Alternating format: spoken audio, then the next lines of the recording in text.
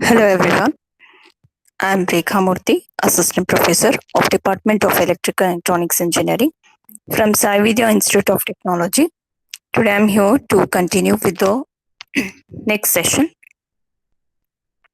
where I am going to explain about the concepts related to the Module 2. The concepts are the Directional Earth Fault Relay, Impedance Relay. So now, and also the distance protection. Okay. So here, let us go through about the directional earth fault relay. So in this case, for the protection against this earth fault or for the protection against the ground faults, only one directional overcurrent relay is required. Okay, and its operating principle as well as the construction is almost of the directional overcurrent relay as what we had discussed earlier. It will be consisting of two elements. One is a directional element and an IDMT element. So a directional element has got two coils. One coil is energized by the current and the other by the voltage.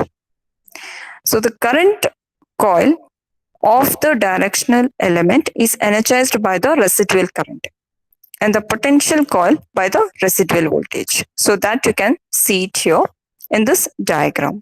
So they will be provided with the current coil and the potential coils. Okay, so this connection which we are going to do, it is suitable only for the place where the neutral point is not available. Okay, if the neutral point of an alternator or a transformer is grounded, then that connections will be done as you can see in this figure. So here, if the neutral point is grounded through the voltage transformer, then the voltage coil of the directional element, directional earth fault relay will be connected to the secondary of the voltage transformer or the potential transformer. So here, usually the IDMT element will be having a certain flux setting of around 20 to 80% of it. So here we can also consider this voltage transformer with having a more number of the limbs, that is a special type of a 5 limbs of a VT which can also energize both the earth fault relay as well as the phase fault relays. Okay, so this is what about the directional earth fault relay, which will be having two coils. One is a current coil and a potential coil, which has been energized by its own parameter, that is the residual current as well as the residual voltage. Okay, so whenever you find there is a fault, the earth fault is going to occur, immediately this relay is going to operate. This directional earth fault relay is going to operate. Okay, now let's move on with the next concept, a new concept, that is a distance protection. Distance protection is widely used. Where do we use this? Widely it is used for the protective scheme for the protection of high and extra high voltage transmission as well as sub-transmission lines. So this scheme is mainly make use of a number of distance relays, which is going to measure the impedance or like some components of the line impedance at the relay location. So the measured quantity will be nothing but it will be proportional to that of a line length between the location of the relay and the point where the fault has been occurred. So this measured quantity is directly proportional to that of a distance along the line, and the measuring relay is called to be as a distance relay. Okay, so here the overcurrent relay which you had studied in the previous sessions, they have been found unsuitable for the protection of transmission lines because the drawbacks of variable reach and variable operating time due to the changes in the source impedance and a fault type. So that is why the distance relay has been developed in order to overcome these problems which has been associated with the use of this overcurrent release for the protection of transmission lines. Now, the modern distance relays usually provide a very high speed fault clearance. So they are used where the overcurrent release will become very slow, and it is very difficulty in the grading time overcurrent release for the complicated networks. So that is why this distance relay will be employed for the protection of a transmission and sub-transmission lines with a range of 220 kV, 132 kV, 66 kV, and 33 kV. Sometimes they are used at 11 kV. And if you make use of the 132 kV and 220 kV systems, then the recent trend is mainly used to if you have to make use of a carrier current protection. Okay, and usually this type of carrier current protection, usually they operate under the control of a carrier signals. Okay, so here let us consider this distance protection scheme is a non-unit system of a protection, and a single scheme is going to provide you both the primary as well as a backup protection. Now let us see what all the different types are there in the case of the distance protections. One is the impedance release, reactance release, mode relay, angle impedance release, quadrilateral release, and elliptical and other conic sections release. Now let us go through about one by one. The first one is the impedance relay. So the impedance relay usually measures the importance of the line at the relay location. So whenever the fault is going to occur on the protected line section, the measured impedance is nothing but the impedance of the line section between the relay location and the point of the fault. So whatever the measured quantity you're going to get it from that relay, what are the information you're going to get is nothing but the measuring quantities, right? So that measuring quantity is proportional to that of the length of the line, and hence the distance along the line. Okay, so generally we know that the term impedance can be employed, it can be applied to a resistance alone, a reactance alone, or a combination of the two. But in a distance relaying terminology, the term impedance is going to include both the resistance as well as the reactance. Okay, now let us see what is the operating principle of this of an impedance relay. To realize the characteristic of this impedance relay, the current is compared with the voltage at the relay location. The current is compared with the voltage at the relay location. The current is going to produce a positive torque, that is nothing but operating torque, and the voltage will produce a negative torque, that is called as restraining torque. So the equation for the operating torque of an electromagnetic relay, it can be written as T is equal to K1 into I square minus K2 into V square minus K3. So this equations we had already seen in one of the modules. So we have already proved it. Now this is not a new thing, which already we have proved why this is T is torque equation for the electromagnetic relay, why it is becoming square of it. So since here there is two parameters which always getting compared, so therefore now we need to take the K1 times of I square, and also we need to take K2 times of V square. What is this K1, K2, K3? Those are all the constants.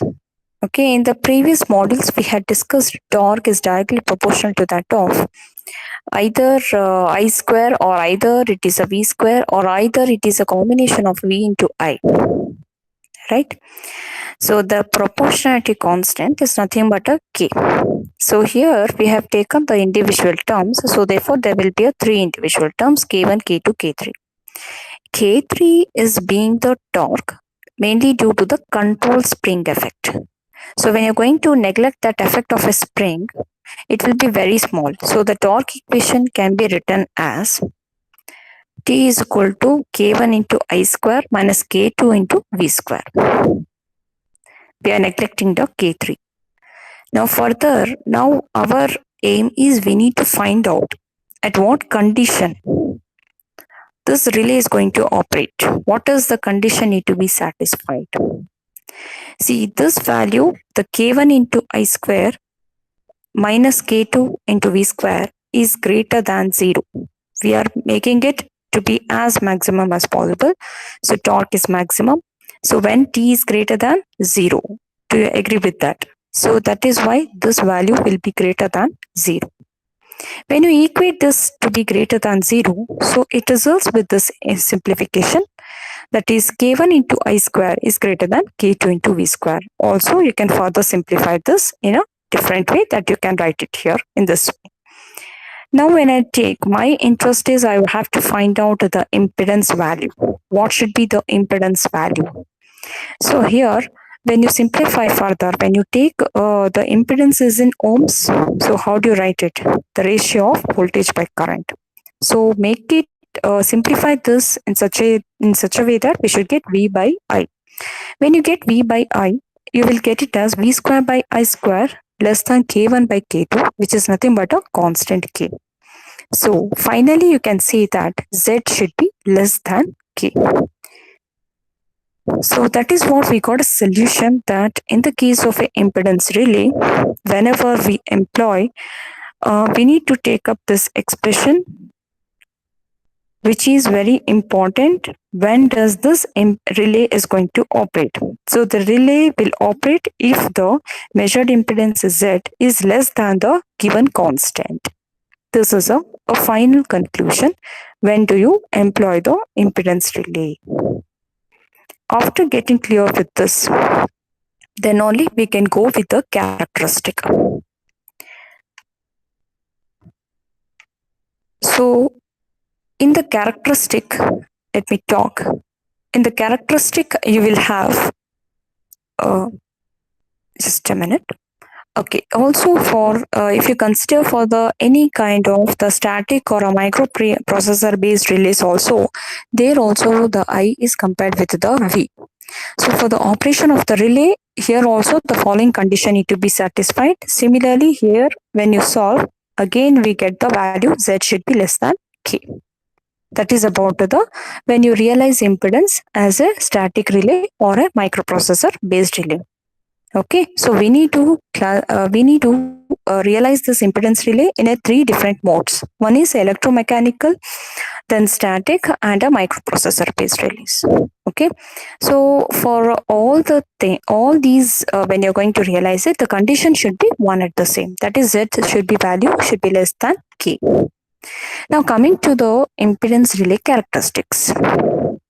So the diagram which you can see here, so this is a characteristic of an impedance relay in terms of the voltage and current. So in case of an electromagnetic relay, the characteristic is slightly bent. It is slightly bent. Okay, near the origin, mainly due to the effect of the control spring. But in the case of a microprocessor based or a static relay, the characteristic will be almost, it is straight line. It will be straight line. Okay, fine. Let us not bother about this, why it is straight or why it is slant or why it is slightly bent. Our aim is we need to find out in what part of a region does your relay is going to be active. Okay, so now here this let me show the diagram, that is the RX diagram. So the same characteristic I'm going to replicate onto the RX diagram, in which you will find that Z is equal to K. It represents the circle. This Z is equal to K is going to represent a circle. Okay, and Z, when the Z value is less than K, that indicates that area, when the Z value is less than K, that indicates the area is within the circle. So thus, we can say that the zone within the circle is the operating zone of the relay, and its radius is z is equal to k. Okay, so k is equal to the impedance of the line, which is to be protected, and the psi angle which you can see, that is a phase angle between the voltage and current. So as operating characteristics is a circle, right? So the relay operation is quite independent of that of the angle, phase angle psi. But the operation is mainly depending upon to the magnitude value of z. So if a fault point is on the, if the fault point is on the protected section of the line, then it will be lying within the circle. It will be lying within the circle. If suppose you find the fault is here, right? So that means the fault is within the circle. That time the relay should trip. The relay should trip when the fault is occurring within this region. Suppose when the fault is occurring somewhere outside this circle, that means this relay doesn't have any duty to perform. It will not do. It will not perform. So that stage we can call it as a block stage. Block stage. Okay. So make sure whenever the fault point is occurring within the circle, then only the relay is going to operate. So Z value is less than K. Okay. So for this condition, the relay will operate and send the tripping signal to the circuit breaker, and whenever the region is outside the circle is the blocking zone. So if the fault point lies in the zone, then it is beyond, it indicates that it is beyond the protection section of a line. It indicates it is a beyond the protection section of a line when the fault is outside the circle. So the relay will not respond. So in such situation, the fault point may lie in the protected zone of some other relay will be there. So the operating time of this relay is almost, it is constant with the irrespective of the fault location within the protected section. So this is what the finally, this is a diagram with respect to the distance and the operating time. Also, you can observe here, this is the region where it is almost straight, right? So here it indicates this, this is an operating characteristic. This part of it is indicating about a negative torque region. Negative torque region. So at this region, that means it is under the normal condition. When it is going to go to the positive torque region, means it is going to, the relay has to operate. Okay, so this is about the characteristics. Now coming to the directional units. Okay, why do we have to make use of a directional units? What is this directional unit? Okay, see, it is very important from that impedance relay characteristic on the RX diagram that an impedance relay is a non-directional relay. Impedance relay is a non-directional relay. So because as its characteristic is a circle, so the relay will trip for a fault point when it is lying within the circle, irrespective of the fact that the fault point lies either in the forward direction or in the reverse direction, that we don't know. Correct? So that is why we have to make use of a one directional unit. We are not able to identify whether the fault is occurring in the forward direction or in the reverse direction. That is what is challenging in this impedance relay. That is why we are going to make use of a directional unit.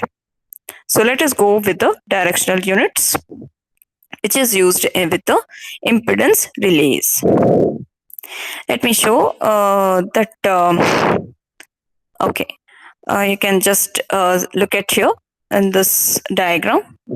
Okay, actually here in the previous diagram in the circle, that is, it is always see that a relay should operate for a fault which is lying only in the forward direction. So it should never operate for the fault points which is lying in the reverse direction. So to restrict the tripping zone in the forward direction, only a directional unit is included in the protection scheme. Okay, so at any location, Okay, at any location, I have considered the three zones. At any location, three impedance relays and directional unit has been employed here. So here you can see that this is what the characteristic which you can implement further. This is one zone, the second zone, and this will be the third zone. So along with this, we are going to make use of one directional relay, which is indicating a straight line. So that is indicating about the whether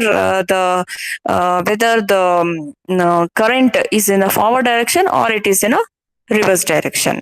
Whatever it is, whether the fault has occurred within the circle or outside the circle, then you should know what direction it should be.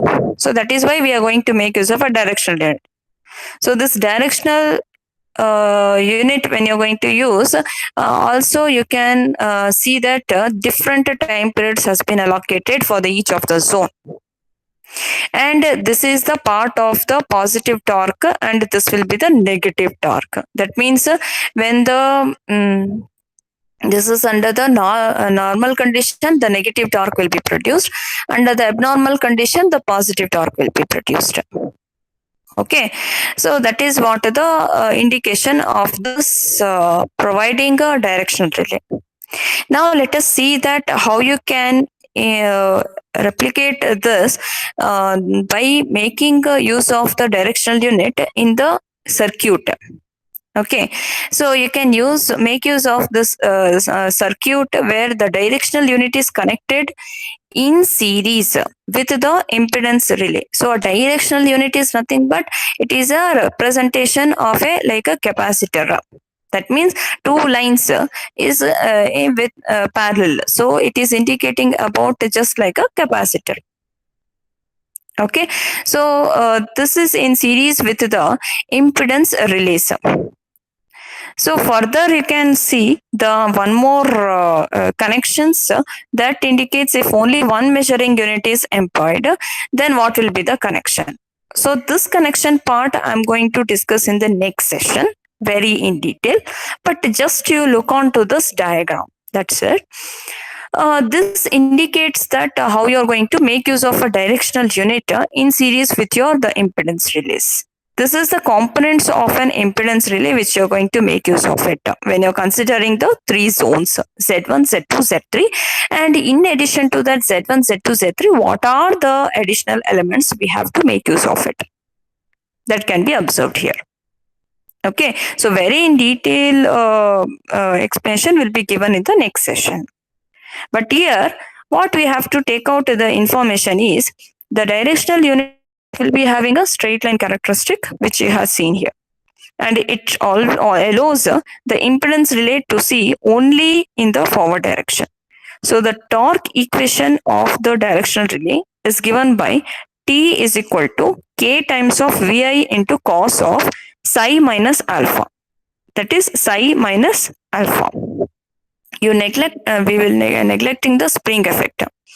So psi is an angle between the V and I, and alpha is nothing but it is an angle of maximum torque. So for the operation of the relay, now how do you solve this torque? Torque should be positive, right? So let us equate that K times of V into I into cos of psi minus alpha greater than 0. When you solve that, what you will get the answer is psi minus alpha is less than plus or minus 90 degree. That means the directional, this is the operating condition when you consider the three zones with including the directional relay. So directional relay employs two pairs of contacts. One pair is placed in series with the contacts of the impedance relay and the another pair is connected to energize an auxiliary relay. So the contacts of the auxiliary relay, when it is de-energized, short circuit the current coil of the impedance relay. So the contacts of this auxiliary relay will be opened whenever a fault occurs in the forward direction. So this type of control is very much required to avoid the contact race between the impedance relay and a directional relay in interconnected or a double circuit lines. Okay, so I would like to conclude here. So we had discussed about the distance, we had discussed about the fault relay. Okay, that is nothing but a directional earth fault relay and distance protection. In that distance protection, we had discussed about the impedance relay, which is very important. So the impedance relay operating principle and characteristics, along with the RX diagrams and all. And here, now, why do we use the directional units? That and all we had learned from this session. So, in the next session, we will discuss very in detail about these two circuits and as well as what are the protection schemes which you are going to employ with the impedance release. So, that we are going to discuss. Thank you for watching this video.